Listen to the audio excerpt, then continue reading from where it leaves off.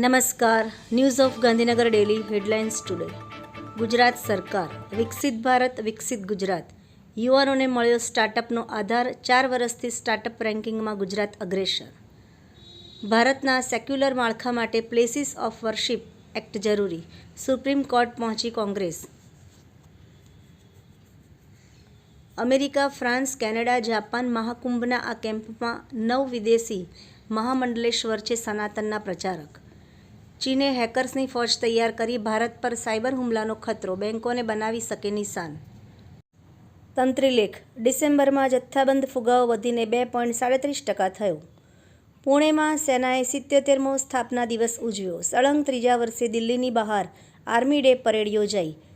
52 award પણ અપાયા.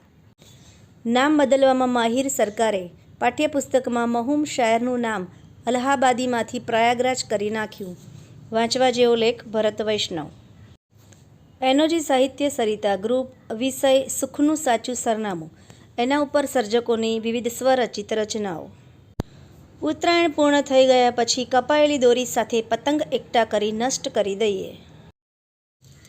આજનો દિવસ નવીન વિચારો, આઈડિયા અને સંકલ્પો સાથે દેશને ગ્લોબલ ઇનોવેશન હબ બનાવવા માટે પ્રતિબદ્ધતાનું પ્રતીક. શિક્ષણ મંત્રી ડૉક્ટર કુબેરભાઈ ડિંડોર. શ્રી સ્વામિનારાયણ ગુરુકુળ પબ્લિક સ્કૂલ અંકલેશ્વરના શાશ્વત સમન્વય પંચમહાભૂત થીમ આધારિત 17મા એન્યુઅલ ડેની ધમાકેદાર ઉજવણી કરાઈ હતી. સ્વર્ણિમ ગુજરાત ફાઉન્ડેશન સુરત દ્વારા સરદાર પટેલની પ્રતિમાનું કામરેજ પાંસોદરા ખાતે અનાવરણ કરવામાં આવ્યું. મેયર દક્ષેશ માવાણીના અધ્યક્ષસ્થાને આયોજન. વડાપ્રધાન શ્રી નરેન્દ્ર મોદીની પ્રેરણાથી વડનગરના વિકાસનું વિઝન થઈ રહ્યું છે સાકાર.